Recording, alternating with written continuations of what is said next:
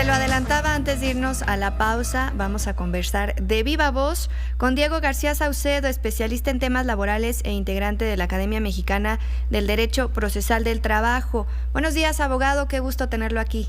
Bienvenido. Hola, buenos días, Romina. El gusto es mío. Muchas gracias por el espacio. Gracias a usted.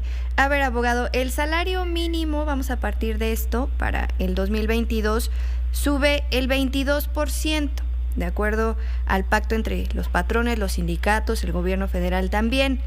¿Qué significa Correcto. ese 22% traducido en pesos y en centavos para que la gente entienda un poquito más la importancia de este aumento? Ese 22% se traduce en 172 pesos con 87 centavos de manera diaria en la zona general.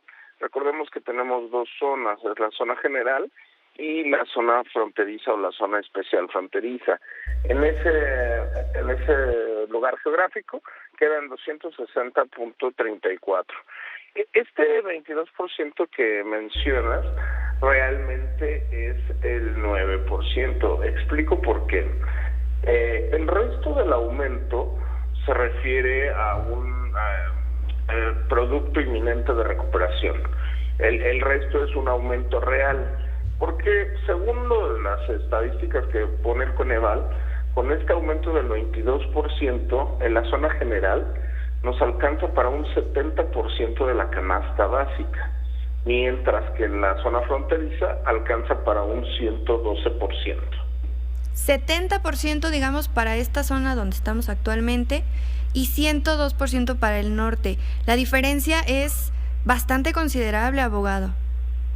Claro, el objetivo el supuesto objetivo de la Administración Pública Federal es que alcance para un 170%.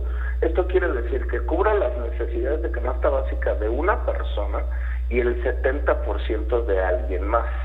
Entonces, pues bueno, todavía estamos alejados. También hablaba de un incremento real del 9%, porque si consideramos que la inflación fue del 7.36% y la realidad es que vemos que los productos en el supermercado, cualquier producto adquirido por los trabajadores, realmente está aumentando entre un 20 y un 30%, pues estamos siguiendo a la inflación, pero todavía estamos bastante detrás, ¿no? Sí, claro, sobre todo en una época como esta de pandemia, donde hemos visto muchísimo más afectaciones económicas de las que a lo mejor habíamos visto incluso el año pasado, ¿no? Ahora, este es el aumento más alto en los últimos 34 años. ¿Es esto un triunfo, es un avance, es un beneficio o comparado con este porcentaje real del que ya nos hablaba el 9%, pues en realidad no es tan o no requiere tanto festejo?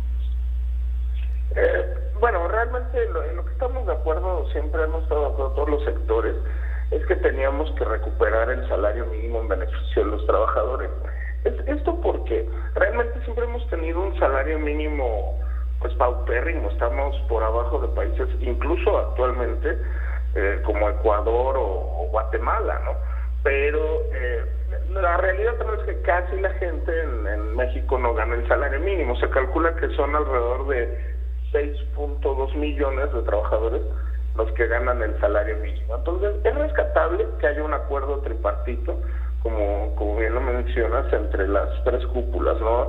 La empresarial, la patronal y la de los obreros, los sindicatos. Sin embargo, pues queda un trecho por recorrer. Lo que es importante decir es que los aumentos, pues sí son símbolo de un gran esfuerzo, porque tampoco podemos dar, de por sí estos incrementos ya son agresivos.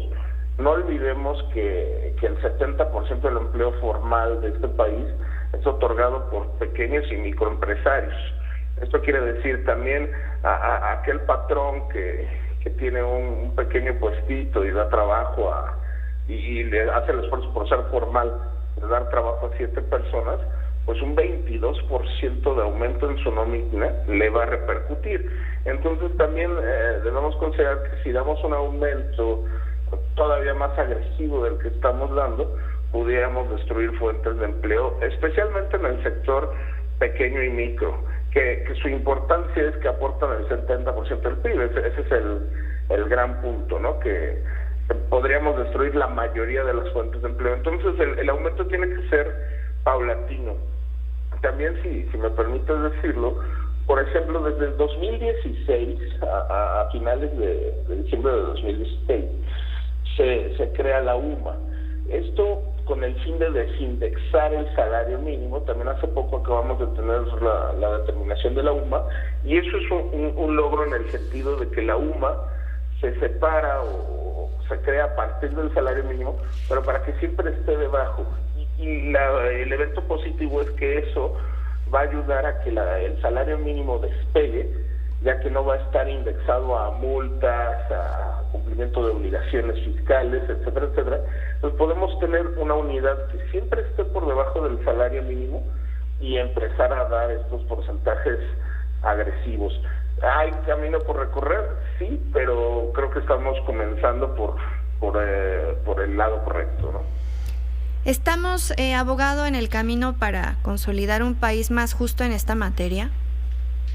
Es un camino largo, definitivamente, pero digamos que estos son los inicios. El haber alcanzado un acuerdo tripartito es correcto. Yo solo he expresado en algunos foros que es importante recordar al sector pequeño y microempresarial, como lo comentamos, porque a veces las grandes cúpulas, hablamos de la Coparmex, de la Concamín, por supuesto que dicen yo puedo sostener un aumento del 22% al salario mínimo, pero no le preguntaron, y perdón de la expresión, a don Pancho, el dueño de la tienda de abarrotes de la esquina, que tiene 7 trabajadores. Entonces, en ese sentido pudiera parecernos que aún estamos por debajo, pero el camino se está siguiendo de manera correcta, ¿no? Bueno, pues sí, vamos a ver cómo repercute este aumento en el bolsillo de los mexicanos. Gracias, muchas gracias, abogado Diego García Saucedo, por estar con nosotros. A sus órdenes, Romina. Buen día. Buen día, un abrazo fuerte para usted.